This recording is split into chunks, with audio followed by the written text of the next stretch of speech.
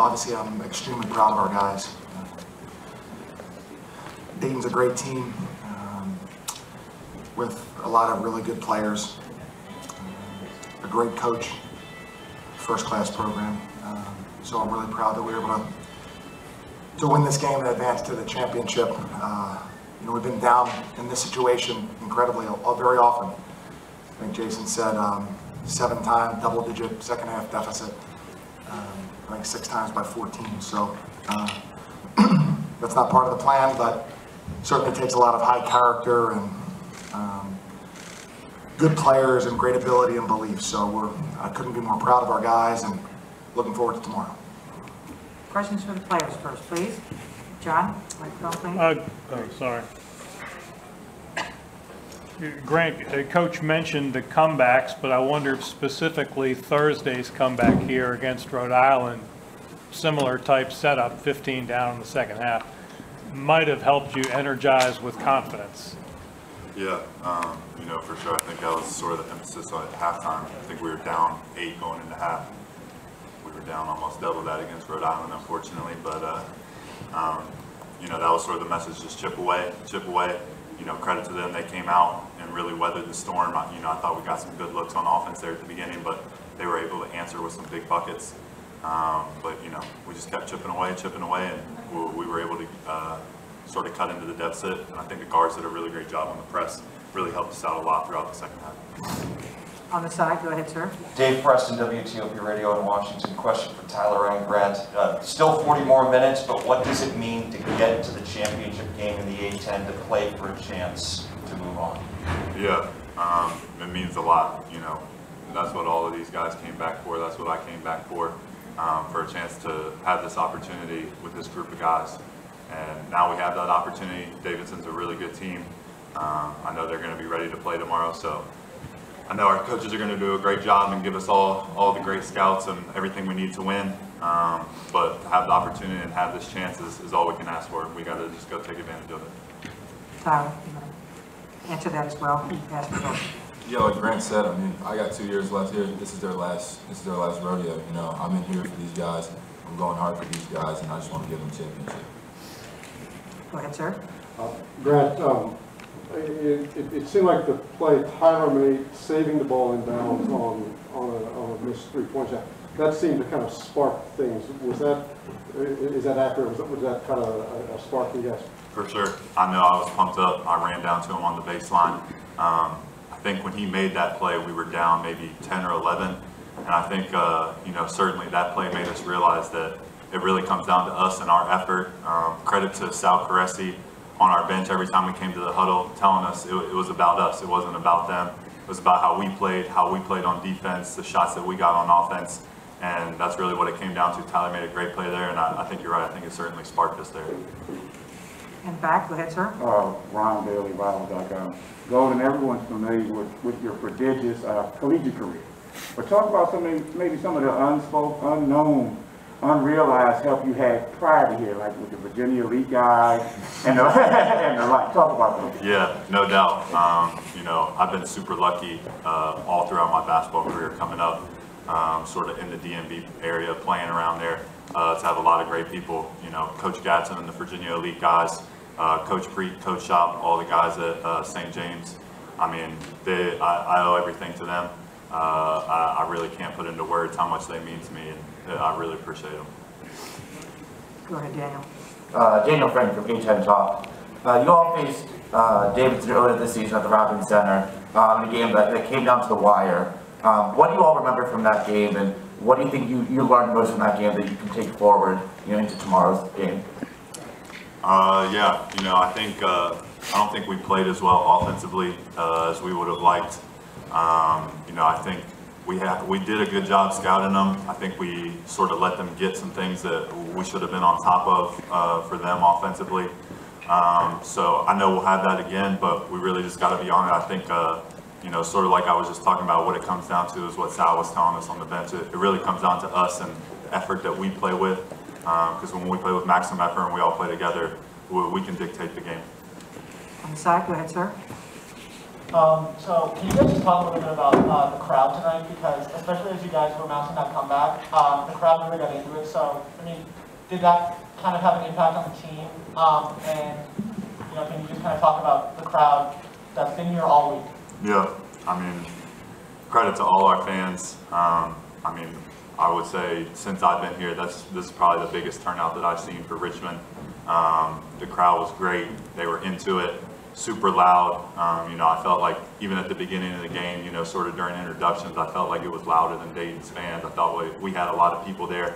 So really just credit to all our fans that came out and made this trip, and we really appreciate them, and we're looking forward to having them out there again tomorrow. Grant, I mean, I want to hear from you personally, just, you know, this is your last year as Richmond, you've been here for a while.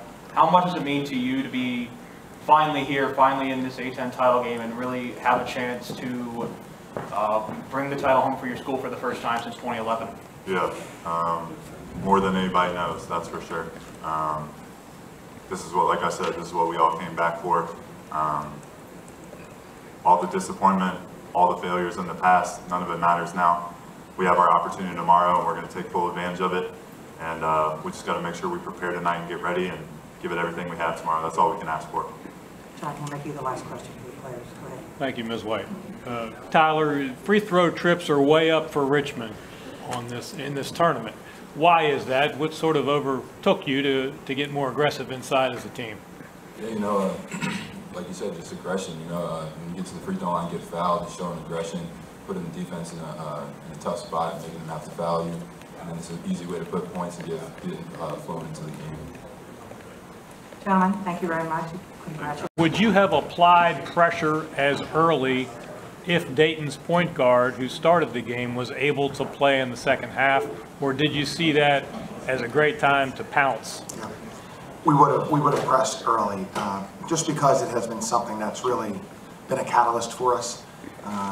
We didn't force a ton of turnovers, but we certainly got the game more up and down to our liking.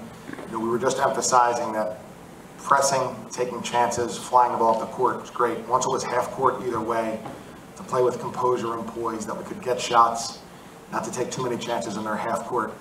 When they were in half court offense, because they have a very good passing team, and they're going to find things if you're taking too many chances. So I think we would have pressed, John. I don't know that it would have been as effective, of course. Right. In the back, go ahead, sir. John Titel from HoopsHD.com, Coach. Tomorrow at noon, your alma mater plays for an Ivy championship, and then at 1 o'clock, you play for an A10 championship. I don't want to oversell it, but if everything works out, where would it rank among the greatest afternoons of your life? Well, behind these two guys coming along, that would be very special. Who does Princeton play? Who won? Yale, I believe. Yeah. Okay. No, I think they have a great team. They've had a dominant season. Of course, we can just send our best wishes from here. Hopefully, we can get ourselves as prepared as possible for our game against a truly terrific team. Go ahead. Right, Coach, every time I see you, I ask you a variant of this. The Princeton guy, but you've also sprinkled in a lot of other stuff. It's not a traditional or typical Princeton offense. Talk about that journey, because I mean, I'm sure it was a learning experience for you, and that's one that's ongoing. Yeah, well, I think that I don't want to give you too long of an answer, but when Princeton would play on TV, for example, when I was there, it was always against North Carolina State or UCLA or somebody big, so anybody would slow the game down, and we didn't always practice that way. We practiced with crisp passing and good spacing and movement. We weren't delaying the game or holding the ball. And we've just tried to take that. We've actually been, for a while now, we've been a really good team in transition. Partly we've had great guards, but everybody on the team can handle the ball and make decisions, including Grant to a high level, Matt Grace, our biggest guys, we feel comfortable throwing them the ball. And when you can do that, not only now is the floor spread, but multiple people have the ball. And we just try to play the same concepts and, cut when you're overplayed, make a quick decision, throw the ball to the next guy, but not play quite as deliberately as most people anticipate for a Princeton offense. Okay. Daniel, go ahead. Hey Coach, Daniel Frank from A10 Talk. Tomorrow will be your 4th game in 4 days, and you've got, I believe, 19 hours, if my math is correct, of a turnaround. Is it a concern of you all, the legs that you guys have left, or is given the stage, you think adrenaline will just take over for your guys? Yeah, it certainly is a concern, but this is, this is what the schedule dictates, and what we talked about before the game, because last night was such an emotional win for us, was not to be tired by last night's game, but to be energized. And because of the great plays or the comeback or the win, whatever it was, even though it took us a while to wind down last night, we wanted to be energized because of our game and the great plays that were made. And we'll talk about the same thing tomorrow. It'll certainly be difficult. They're a great team. I'm a little bit more worried about, Lee and Luca and all those guys. But yeah, that'll be a concern for us, and we'll try to substitute as early and often as we can, to help prevent that. Last two questions for Chris here and then right here. Coach, Sam Basil House Enterprise. Something that really defined your team this season is experience. I mean, guys like Grant have been with the program for so long. Could you talk about the trust that you have in a lot of your players to, lock down during tough moments when you might be down and just stay calm and collected throughout the game? Yeah, calm and collected isn't necessarily Grant, but no, there's a tremendous amount of trust. John O'Connor asked a couple weeks ago if something like this will happen again, where guys stay 4, 5, 6 years and together and come back. At Richmond, I don't think it will happen anywhere. That would be my prediction. That amount of players with that amount of success who would be so marketable if they were to transfer. So that right there tells you that they're special, they're together, they care about one another. And so with those qualities, yes, they're an easy group to trust. Jacob has the best basketball mind of anyone in the program, and Grant's not too far behind, Nick is not too far behind. So those guys, they know, and they're on the floor, and that's really that's a luxury that we have, and it's something that means a lot to me and makes everything much easier on the coaching staff. Last question, go ahead. Yeah, Coach, Matt Grace came off the bench. He was a plus 17 when he was on the floor today. Was 5 for 6 from the field. How big was his impact off the bench in the turnaround that your team had in the second half? Yeah, he was tremendous. Matt's a really good player, and he has improved dramatically. Actually, I wouldn't say he's improved. He's gotten more and more of an opportunity to show how good he is. He made a huge shot tonight. He made some big baskets in the first half. So yeah, he was great. I don't think we win the game without his contribution. And he defended. He's tough. He has a great sense for the game. Was really a major contributor to tonight's win. Coach, thank you very much. Thank you. In the end result, we're certainly proud of our guys for the fight they showed today. Obviously, what wasn't the outcome that we hoped for. Hopefully, it's a lesson that we can learn from and just continue to grow. Questions for the players? Yeah, front row, please. David Jablonski, Dayton-A10 News. For both you guys, how did Malachi's injury affect you guys? You played really well after you left, but looked like you ran out of steam late. I think it affected us a lot. He's a big piece of the team. He has a big character, so I think he influenced us a lot. In the way we play, in the way even outside the court. So, it took a toll on us, but I think we should still. We were able to still play good at this point. I think we just mentally we're not present, we're not connected as we should. And, I think we should have done a better job. That's the head of the state. So, without the point guard, it can be pretty critical to your team. So that's why it's important to always, be able to execute things even when something's not going your way fully. It did take a toll. We still tried to lock in and do our thing, but it was key. So. Questions for the players? Anybody? I hear one. Go ahead, sir. Tyler Cronin, 3-bid league. Daron, a question for you. So this is your first postseason action in college, and you had a very strong 2 games here. So are there any lessons that even through today's loss you feel like you can take forward into wherever you guys go next week and then into next season? Just as a team, just taking it one game at a time, making sure we rest well, listen to what our coaches are telling us, and, just do what we're supposed to do. in order to win games. Questions? Yes, in the back, we'll get a mic to the gentleman on the ramp, please. Just throughout the last 2 games here in DC, were you surprised or impressed by just how well the Flyer fans traveled and how loud they've been over the last 2 days? I mean, I think it's something we've been used to. We never been disappointed by our fans and by the community, so we knew they were going to show up, and they did. I mean, every year I feel like they're doing a great job like that, and really happy to have them around us for sure. They do a great job of traveling wherever we go. If it's at home or if it's away. I know when we went to Orlando, they were all out there. The fans are special to us. One more question. Get the mic back to him, please. Somebody.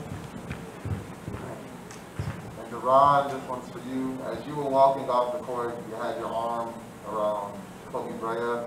What kind of the message as a leader that you were giving to him? Just to let them know that we're not done yet. You know, you got to keep your head up and keep moving forward. You know, have that what's next mentality. You know, look at what we could have done better in the game. But you know, we're a great team. We're going to do great things in the future. So, just trying to remind them that we're not done. We can't let this game impact our future. We're going to be great. Gentlemen, we'll let you go back to your locker rooms. Malachi, what did you guys say to him after he got hurt or after the game? Yeah, he's really disappointed. I think, certainly it's a big loss, with him not being able to be there. But, he's a competitor. He'll bounce back from it. He's disappointed right now. In the back, go ahead, sir. Coach, when they were making their second half comeback, you were saying 11, you didn't have them. What were you telling your guys? Did you think that they might have got a little tight, a little tense without his presence? And what were you telling your guys to come back at? Yeah, we felt like, at the 12-minute mark, you could tell that their veteran guys were starting to assert themselves. With Gilliard, Golden, Burton, those guys started to assert themselves. So, like we had several times this year, the challenge was for us to answer that call. And unfortunately, tonight we weren't able to do that on either side of the ball. So you got to give them credit. It's a learning lesson for our guys. Obviously, it's a tough lesson in postseason, but yeah, that's really what we tried to do is understand that this is what the game is calling for at this point. Go ahead. Hey Coach, Daniel Frank from A10 Talk. Your tournament resume is probably one of the more interesting ones we've seen in recent years. You had the tough losses early in the season, then obviously the tremendous win over Kansas as well as Virginia Tech. How do you hope that the NCAA Tournament Selection Committee will evaluate you all, and what case would you make to them? It's beyond my control. They have a job to do it. I'll let them do their job. Gentleman in the green sweater here in the front row. Yeah, Howard from Dayton. Anthony, once you lost Malachi, how did you try to compensate? What was the plan? It's tough. He's as Steve said, the head of the snake. It's hard when you lose a guy that does as much as he does for us. But certainly, I thought they were able to extend the pressure. They were able to create some turnovers. We weren't as connected as we needed to be in terms of being able to flow offensively without him on the floor. I thought to start the half, the guys did a good job being aggressive and attacking. We got some shots to fall. The momentum shifted in their favor. And we've been able to all year, either through our defense or either through our execution, be able to quiet some of that. And we weren't able to do that well enough tonight. Is there a final question? Go ahead. Did he twist his ankle, or what exactly happened? I haven't seen it yet. It's his ankle. Yeah, it is an ankle. I haven't seen or talked to the medical staff to know exactly what happened. All right, Coach, thank you. That'll conclude our